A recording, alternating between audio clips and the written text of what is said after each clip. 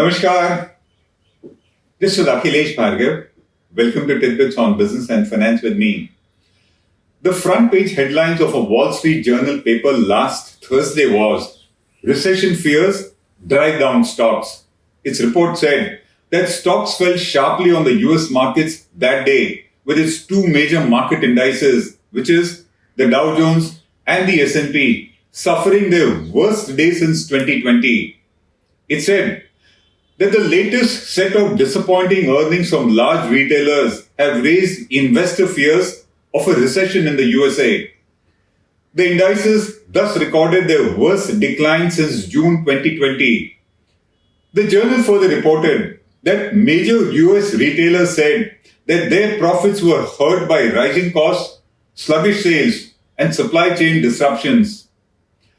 The WSJ said that inflation is catching up with some of the biggest US retailers as their quarterly results were pinched by higher costs on everything from products to fuel. It then said that investors dumped shares of Walmart, Target Corporation, Costco, and other big retail chains in America, notching some of the biggest declines in their share prices since the market crash of 1987, amid fears that companies will not be able to pass on their higher costs to the consumers. The WSJ further said that it also stoked concerns through the markets about the very resilience of these companies, which collectively employ millions of workers, indicating potential joblessness on the cards in America. Another section of the WSJ that day also reported that fears of stagflation loom large over the global economy. It said that the global economy is in danger of entering a period of stagflation, which is high inflation and weak growth, and also high joblessness, which corporate leaders and policymakers say could erode living standards worldwide. The US Treasury Secretary Janet Yellen commented that the global economic outlook is certainly challenging and it is also uncertain.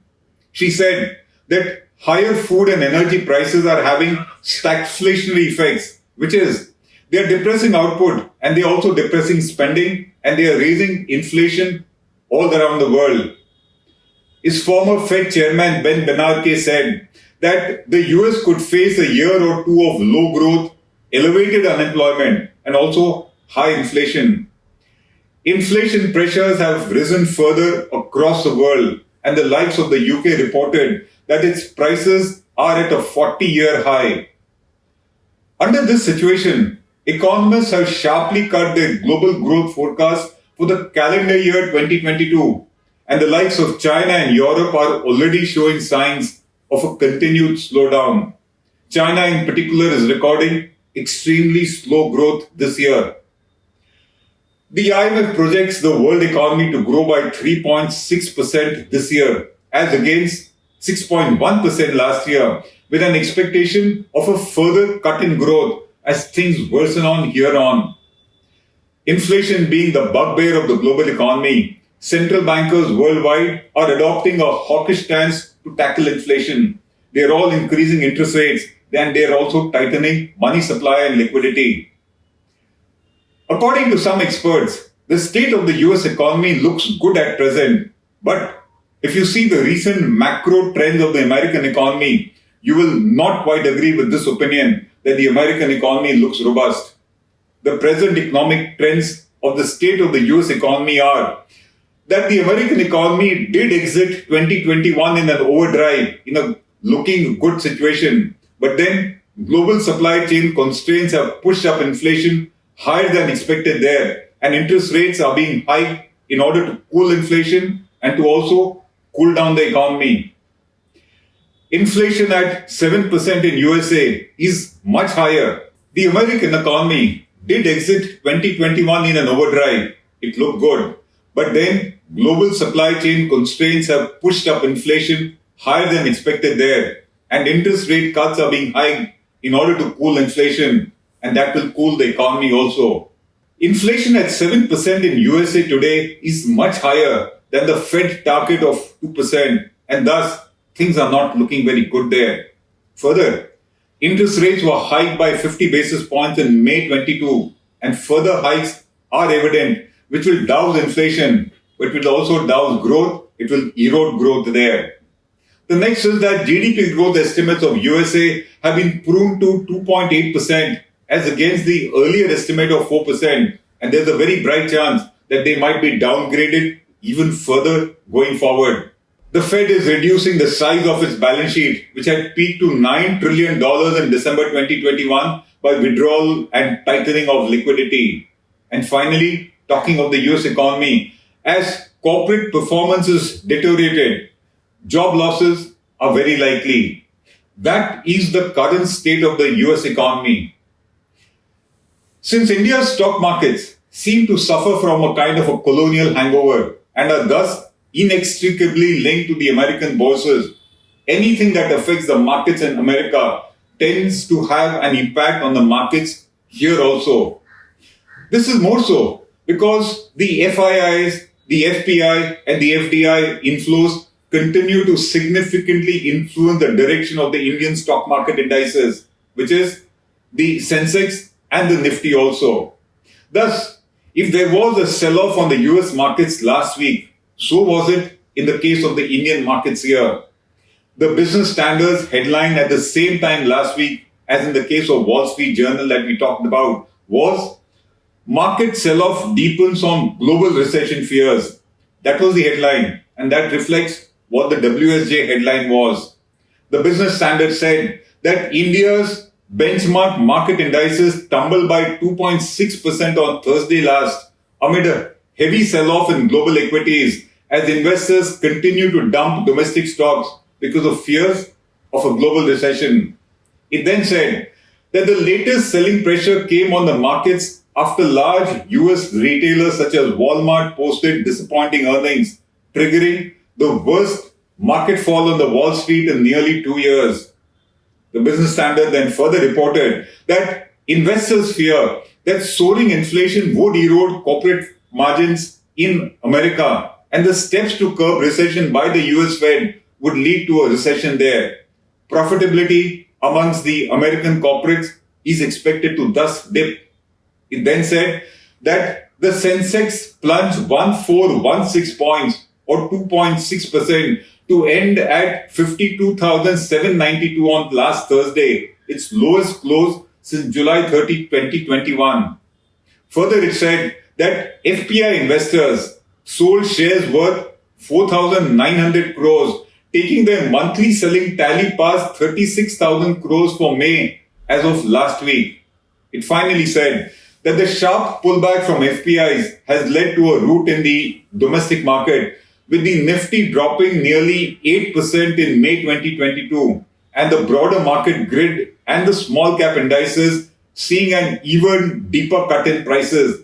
That was the kind of rout on the markets.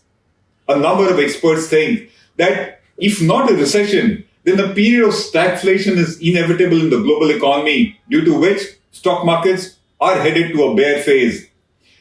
The larger issue is that stock markets worldwide have been frothy and bullish, particularly since 2020, which incidentally was a year when the American economy contracted, and so did that of India, and they had to be rescued and supported by pumping huge liquidity into the system. It was during this period of economic contraction of the respective nations that the big corporates, however, did well, which itself to us is a matter of concern. While the economy grew small in size, the revenues and market share of the big corporates grew bigger at the cost of the MSME and the unorganized sector, which has created immense stress on India's middle class and also on the household sector. The fact is that stock market rallies worldwide have been fueled by surplus and unproductive liquidity, and not because of robust long-term corporate, national and global macro fundamentals. All of them have actually been weak. The expectation that robust growth should drive stock market valuations was proven wrong again, with surplus low-cost funds chasing stocks and driving up their prices, driving up the stock market indices in all the major markets. With the stubborn inflation resulting in higher interest rates and a sharp tightening of liquidity, the honeymoon in the stock market should be over soon. And even though There is often no nexus between the fundamentals and the stock market prices as we think. We yet think that stock market prices should soon reflect the following realities of business and economics, which is the realities of fundamentals, the realities of what is the real state of the economy, the real state of the corporates.